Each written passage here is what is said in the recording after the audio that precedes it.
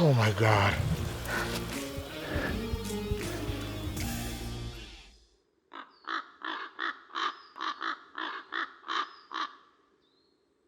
We're packing in. It's the day before the opening day of elk season here in Montana. So it's September 2nd, and myself and Justin are packing back into a spot where we were actually bear hunting in the spring and found a bunch of elk signs. So we used that bear hunt to be able to, as a little bit of a scouting trip for us, and found some good sign. My buddy Tim Bueno is already in here. He's packed in. He's been doing some scouting as well. So we have reason to believe that we can find some elk in this spot. So we left the quiet cats back at the truck and decided to hike in this area where there's no motorized vehicles allowed. And we're just gonna work our way in. It's been 3 years since I had a dedicated elk hunt. My anticipation and excitement was at an all-time high. Even with temperatures above 100 degrees for the opener, it just felt good to throw a pack on my back and head into the backcountry to meet up with a good friend of mine, Tim Bueno. Oh yeah. Obviously here's where we're camped. So if you're looking at the cameras, then we'll go 1, 2, 3, and 4. Yeah. All right. Starting off with 1. Okay. Nice pull. But look, I mean, look at the times. Everything's in the evening. Yeah. Late, right? Yeah. The camera is facing, it's like northeast kind of deal. So now he's heading south, you know, first thing in the morning. Yeah. That's a big bull. He's got a decent Fronts and stuff on him, yeah. Yeah. So this is obviously a tree. There's 2 of them still together. Anyways, what I'm going to say is I really feel like everything is all on this top ridge, or they're getting back up in here. So I walked all the way up this road and back. I never saw a single track crossing the road.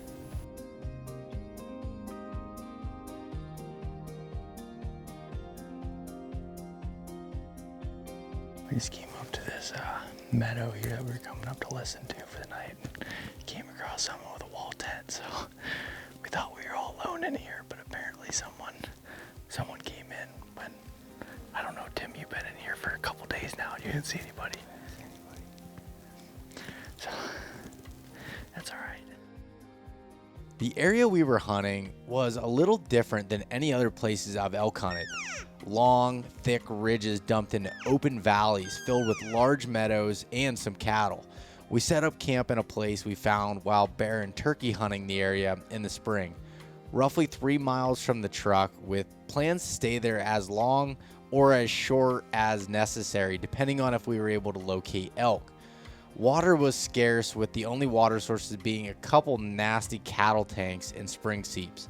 Instead of looking at the high temperatures and drought conditions as a negative, we decided to use that to our advantage and key in on those few water sources as starting points for the beginning of our hunt.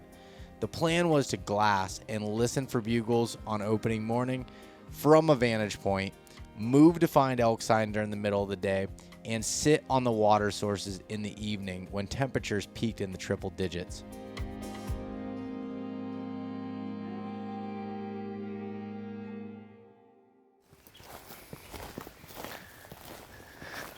On day 1, we didn't locate any elk, but definitely found that other hunters located those water sources with tree stands and trail cameras apparent. We changed it up for day 2, going to option B in the hunt plan.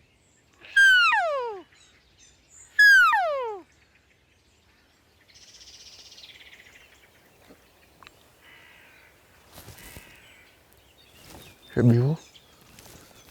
It's a bugle. You can hear that? Way back up on top. Yeah, back that way. A ways away.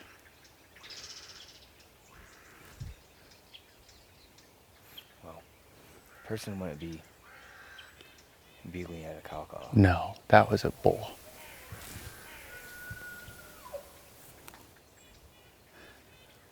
We should probably get Yeah. Yep. Yep, he's right up there. So he's actually back towards camp. Up on that hill above us. I just put off a couple soft cow calls and a bull just bugled a ways away. I mean, he seems like he's a ways away, but he heard that call. He answered back right away. So we're gonna look at the maps and see which way to head up towards him. because the thermals are pulling down through. Yeah. So if you get a person back here calling, person down lower, the thermal's coming, he might swoop down and around. Yeah. You go out in front, be the shooter. I'll be the caller in the back. And if he happens to come my way, I'll shoot him. But I'll be the caller. You be the shooter. So we had more consistent wind. This is still gonna pull. Sun's coming up over. You might want to get up over in here. Over. Yeah. I'll get up like, yeah. Yeah, he's right there. Yeah, let's go kill him right now. If we can get up there and hear him locate, just have somewhat of an idea. But I think, yeah, either the saddle or that, you can pull him. Even if he doesn't want to budge from there, we can possibly even make if he's bedded over there, a stalk. Yeah. If we can just figure out where he's at once we get up in there. Yeah, we'll get him going. I feel good about this. I think somewhere in this range. Basically kind of on our level around on that side. Yeah. Not very much further really. And just getting there and seeing if we can get him to pipe off. So this is that transition line we talked about. Oops.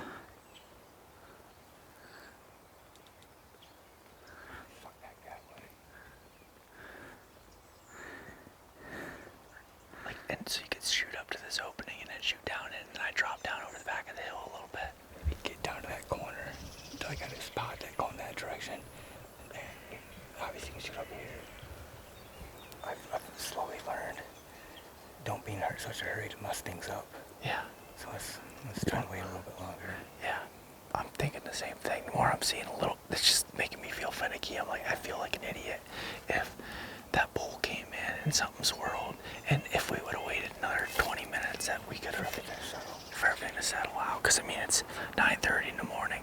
By 10 o'clock, we'll have perfect, consistent winds. Perfectly consistent. Perfectly consistent. All right, so we heard that bull. We were down on the bottom. We figured he's bedded. He was bedded, bugling up top here. So we wanted to make sure we weren't blowing him out. The thermals are just starting to change and rush up the hill. So we looped the whole way around the mountainside, came up on the back side of it, and got as close as we could where we thought we heard him from, but really didn't know. We just got to this spot as we were sitting here thinking about what to do. He just bugled on his own. So we're just kind of, the wind and the thermals are kind of mixing. It's 9:30 in the morning, so we're going to give it just, another 20, 30 minutes, see if things settle down. That bull's not going anywhere. And I'm going to get behind Tim and be the caller and try to shift that bull to come into shooting range so he can put an arrow in it. And if it so happens he spins around, then I'll be ready with my bow as well. But this is the perfect calling sequence. From where he bugled at, I went into Spartan Forge and I did the line distance. We're right in the kill zone here, so I'm pumped up. First elk of the year. I felt really confident about this setup. We were aggressive getting in close, but patient with letting the wind and thermals make the full switch before cresting to the top of the knob. While Tim and Justin were getting set up, a bull popped up out of nowhere to my right and walked 35 to 40 yards right in front of me, heading their direction. Being the caller, I didn't want to shoot and take the opportunity away from Tim unless I thought the bull was leaving, but he was heading right towards them. We were right on the fringe of their bedding area, and the branches breaking seemed to make this bull curious. After I realized the bull went past them without a shot, I called prematurely, hoping to bring the bull back into the spot where Tim would have an opportunity to shoot.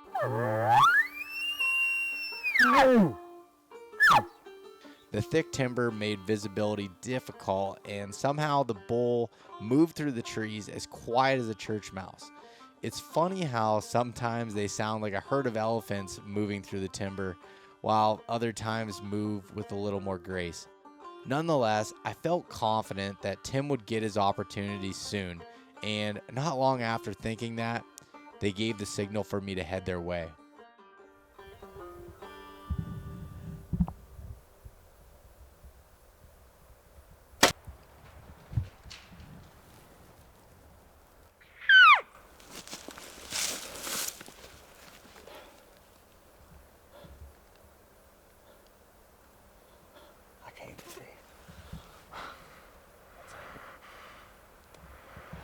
Oh my God.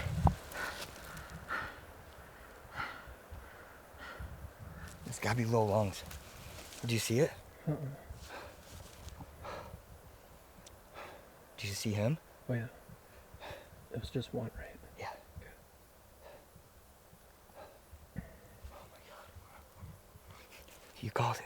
That bench. Did you see me pick up the bow and put it on my boot? I did. I heard something. I looked, I didn't see anything.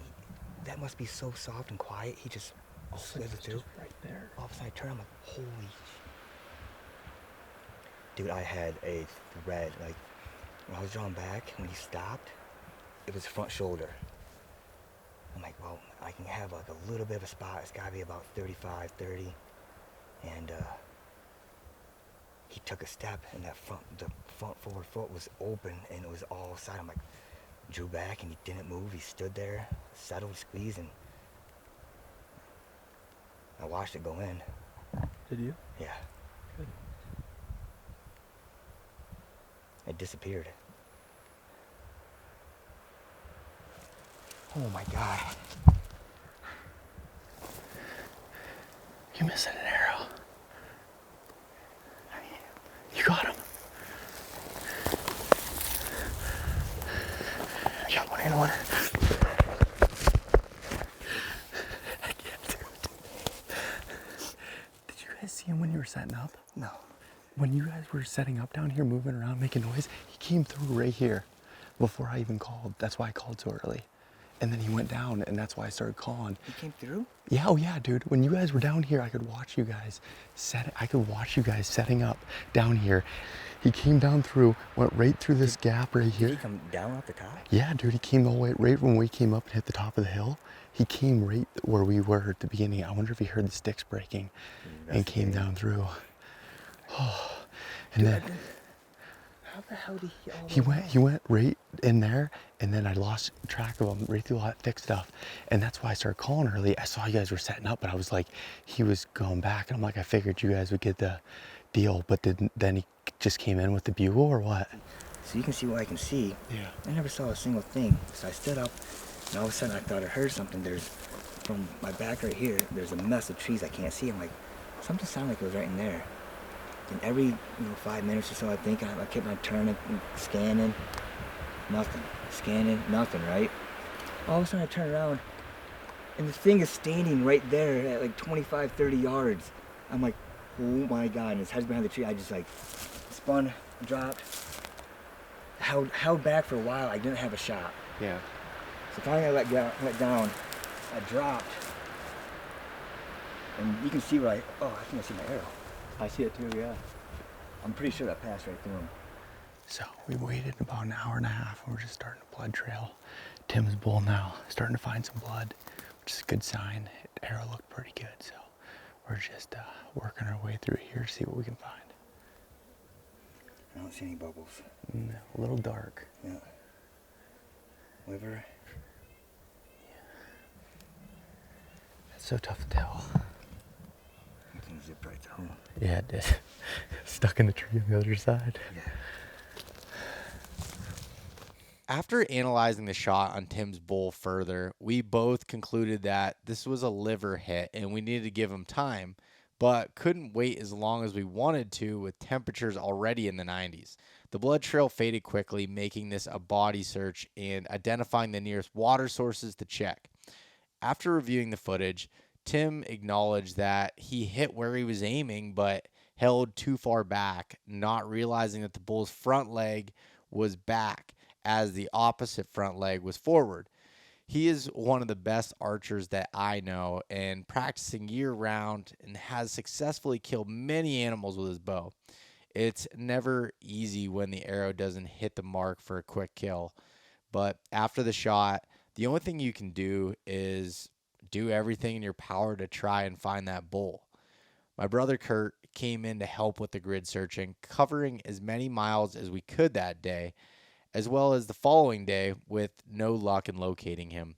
At this point, the meat would have been spoiled and we were out of ideas other than to watch for crows and listen for coyotes.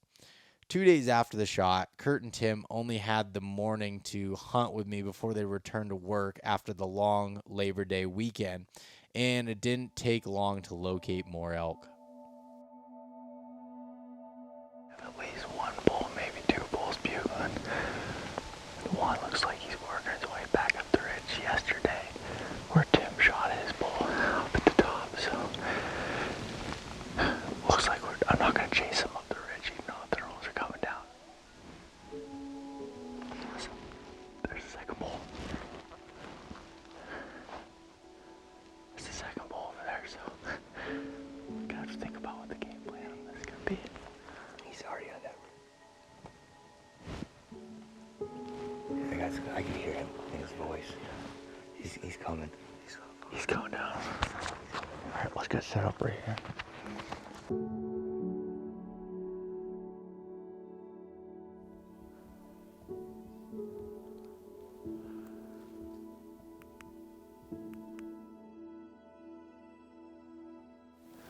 So we really have two options here. It sounds like this bull is laying down in his bed already, and the direction he's coming from. I think I found this bed yesterday when looking for Tim's bull. I'm pretty certain this bull is bedded right up above the spring seep up on the side of the hill. Well, he's bugling, answering the cattle calls from Kurt and Tim down below, but he's not going to come in. He's laying down.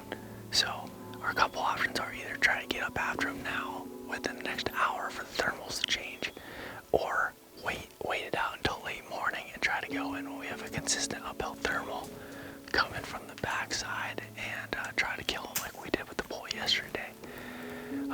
It's kind of an up in the air at this point. We moved into position on another bull that we eventually learned loved to bed above the spring seep in the dark timber and come out to wallow and get a drink in the middle of the day, but wasn't receptive to my calls. Getting to spend time hunting with my brother Kurt and my buddy Tim was incredible. Finding good hunting partners is rare, and I've been lucky to have a tight circle of friends that make me better as a hunter and enjoy spending time with. Yeah, I was down in the bottom because I dropped position. So when he came out, he was right here. I've received plenty of messages over the years from listeners of the East Meets West Hunt podcast about struggling to find good hunting partners. I think a lot of it starts with being someone that people would want to hunt with, and I continually strive to be a better hunting partner for those around me. The first few days of the season were action-packed with many highs and a big low, but the positive was that we found elk. In my experience hunting elk, just finding elk can be one of the biggest struggles. What would happen over the next 5 days would be more than I could have ever imagined. So we came down to the truck tonight, which is a little bit different than the last few nights. Kurt and Tim both had to head back to work, so we packed out with them. We were also out of food, so we came back, got some food restocked. I actually took my clothes down to the river, washed them, took myself a little bath in the cold stream that came down, and just really getting completely reset here. And to go back up and chase those bulls, we found elk, which is awesome to be able to find elk in the first few days.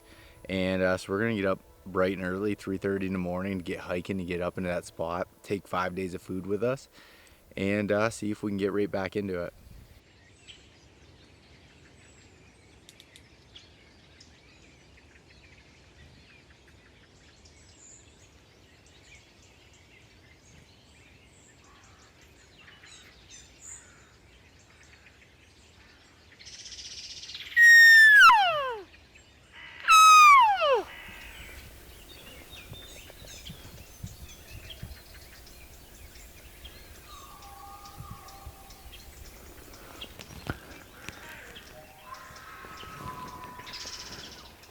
That's the big boy right there. All right, I think we're in a good spot. Let's just move up here and sit down for a little bit.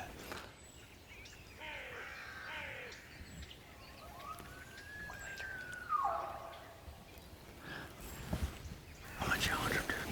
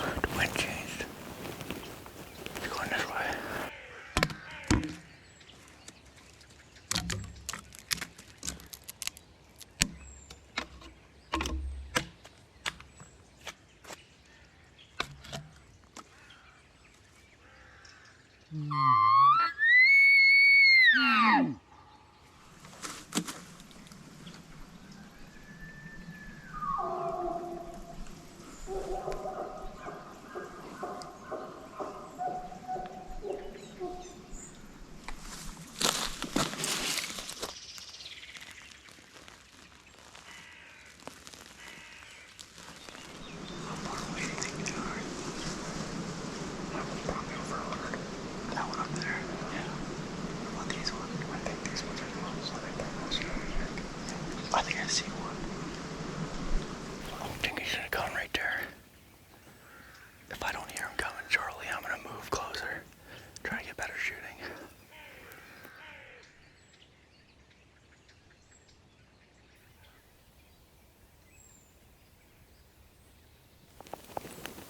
I think there's one pretty close, but there's another one over here raking.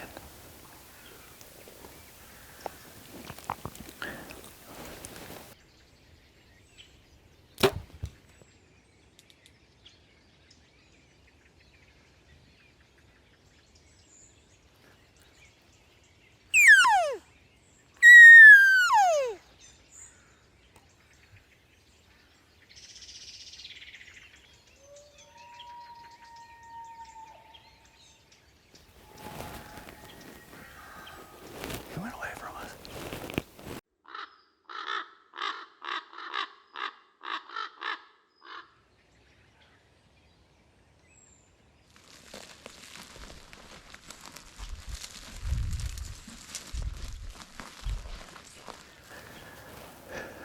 Keep moving on him. So we got on the side hill with westerly wind coming off, so on the leeward side, and just sat there and waited for bugles to kind of tell us where we should be at. And once the bugles started getting above us, we worked up and over and got on the same level as they were on and tried getting, you know, one of those bulls, there's two bulls there, to come in, and they weren't, they were very vocal, but they weren't leaving their cows and coming in. So we got super aggressive. It's probably the most aggressive I've been elk hunting, and just got right in there, literally in the middle of the herd, and finally had a chance where I had this just growling, screaming bull that came in, as Tim nicknamed yesterday, Little Caesar, because he was hot and ready. And he sure was. He came in, but he didn't come in without any thoughts to the wind. So he was trying to circle downwind because I didn't have a caller. It was just me. I was trying to turn my head and everything, but he knew where we were. And it was so thick in there that I couldn't shoot very far. He came to the right, and Justin couldn't even get the camera to him because it was so thick and couldn't get the movement. And Justin didn't even think I had a shot at that point. And I stood up and thought what I had was a pretty clear range, and I shot. Arrow looked good. I could see the nocturnal going through the air, and I hit a limb that was just above him. I didn't account for the exact arc of the arrow, and the nocturnal just went boom, dove right down on the ground below, right below his chest essentially. And the bull ran off, and I cow called and bugled right back at him, and he hammered right back, and I thought he was gonna come back in. We tried working on him, and he eventually kind of just moved off, but wasn't really spooked.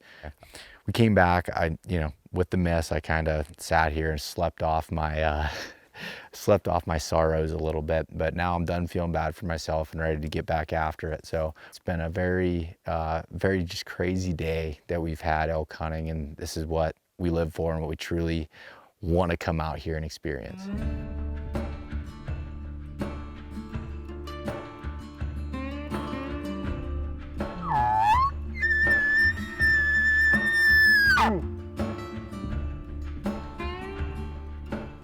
I've never hunted elk in a herd of this size. We figured there was at least 40 to 50 elk in the herd. It's a good problem, but it does make it difficult to get in close and to pull the bulls away from the cows that they already have. Alright, we're gonna do this a little different than yesterday. Gonna try to use their bugles and just sneak in like a ninja on top of them, be a part of the herd, and then if we get close enough and I can't get a shot or whatever, I'm gonna throw a bugle so hard right in his face he has nothing to do but fight me. Bouncing back after a missed opportunity never gets easier. It's a part of hunting. I can't change the past, and dwelling on it for too long just isn't productive. I tried to learn from the encounter and move forward. It was apparent that we were running into two big issues. The thick nature of the landscape, with horizontal branches going all the way down to the base of the trees, made it tough to find shooting lanes. The branches seemed to play mind tricks on me, where everything was so thick that I would see openings, but were not openings due to thinner branches that were tough to see, and then needing to account for the arc of the arrow. The other problem would be getting close to the bulls with so many cows around. They had everything they needed right there, and calling proved to be less effective as the season progressed. Our game plan adapted throughout the hunt, but ended up being trying to coyote the herd in the mornings, chasing them up the mountain or shadowing on the side so our thermals didn't spook them, and hoping that they would veer our direction. Once they would bed, the herd bull, which we named the Marlboro Man due to his bugling sounding like he smoked cigarettes his entire life, would bed on top of a knob with cows 360 degrees around him. On the outside of the cows were satellite bulls. Once they were bedded, we would get as close as possible and try to pull one of the bigger satellites off the herd. It did work a couple of times, but they either wouldn't get close enough or couldn't get a clear shot. This was a game of patience, trying to live within the bedding area of the elk, but aggressive when needed to. We knew that the weekend was quickly approaching and more hunters would start to pile in, so it was a constant struggle to balance aggressiveness and patience. I've been hunting elk for a little while now, but am no means a good elk hunter. This made me question what was the right thing to do, but as the days passed on, I learned more and more about this herd of elk.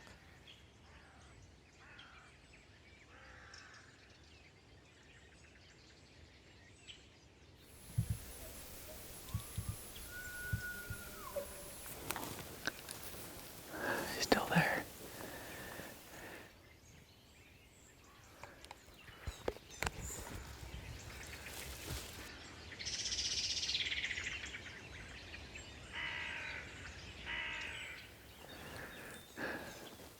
So we haven't been very aggressive with these elk so far because the wind's been crazy. We just got a big rainstorm and wind switching all directions, so I've stayed off where I think the elk are coming, but they're working their way up the mountain now. We're in a good spot.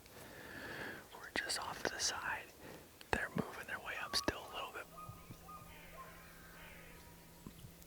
You might be able to hear that bugle, but they're over there. So I think what we're going to do is just cross this little drainage and get on this level. This is right where we had the big encounters yesterday.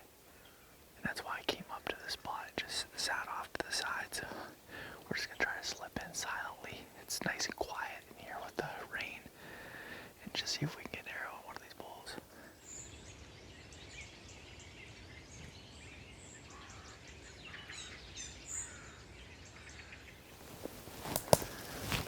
If I knew they were working their way this way, I'd stay here, but I'm thinking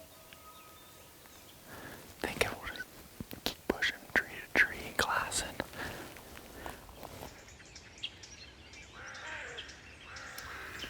I think they're in that cut where all the blowdowns are. That's where they're at.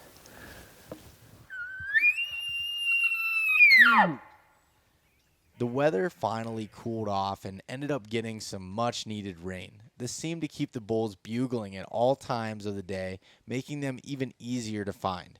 But hunting pressure was on the rise, with more hunters finding these elk too. I felt more confident of knowing where these elk would bed and head to feed after days of observing on the fringes. A funny thing we noticed was right before a thunderstorm, the elk would get up out of their beds and run off of the mountain, bugling their faces off, heading towards the private cow pastures where they would normally rut and feed at night. One day, they did this at noon and never came back to bed. It kind of reminded me of how turkeys like to go out in the fields on rainy days.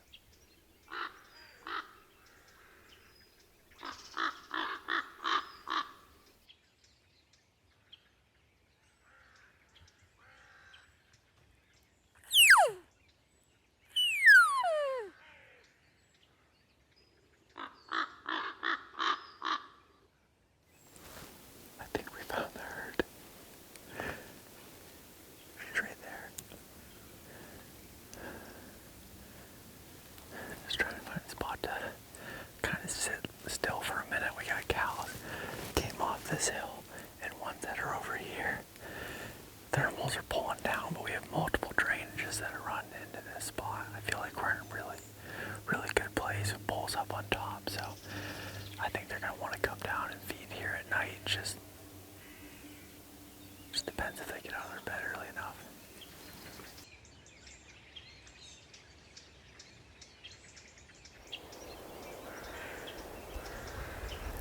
I don't want to go any further yet. Our wind's blowing this way and I hear bugles that sound like down in there. But I also hear some out here. That's behind us. When I first started hunting elk, trying to make it 7 days was tough mentally. There are so many highs and lows that come along with a hunt like this.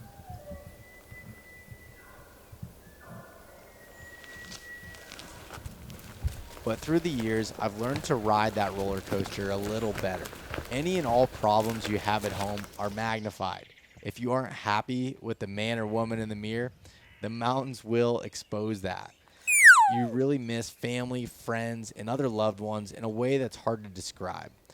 I knew that going into this hunt that 21 days would be a long time in the mountain. I thought I heard a cow mew and I was like, and then I'm like, no, it's just my head again hearing the rest of them. So we got on the herd again, just ghosted right in there with them, following them along. I mean, it had to have been within 75 yards of those bulls multiple times, and they just outran us and then ran right to the private land. So nothing we can do about that other than listen to them bugle and walk away and try to find another one before dark. So either way, it's fun. We got a good workout in this evening. They're doing the same thing as yesterday. Might be able to beat him back over there. I'm extremely blessed to be able to have this opportunity and get to spend so much time out there. But I promise you that it's no cakewalk. Some days are full of excitement and high hopes, while others take discipline just to lace up your boots and put one foot in front of the other. I think that's what makes this so rewarding when it does come together. If you can endure the challenges and make it until the bell rings, it only makes everyday life a little easier. There's some cracking down the bottom.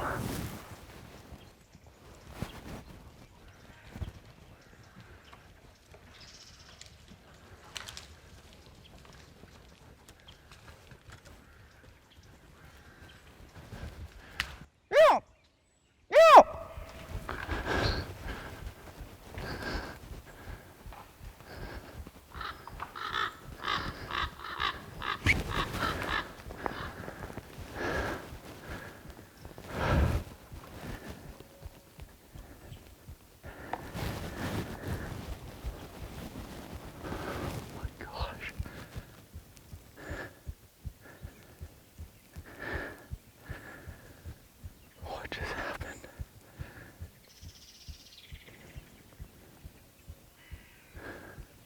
I don't even know what to say. He wouldn't even stop. Man, I should have yelled louder. Oh, man. I should have screamed. Dang it. Dang it. I was stuck at full draw right there for a second. I was like, dude, that was like 15 yards. Oh my gosh, that was crazy. That's our screamer. That's Pablo Escobar. Pablo Escobar.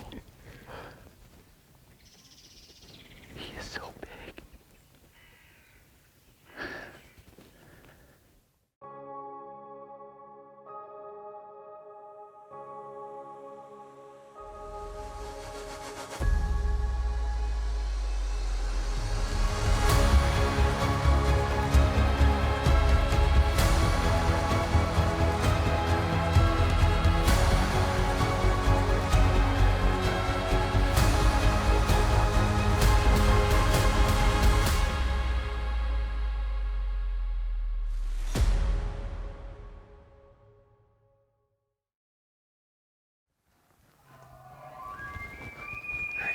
coming this way. They're coming.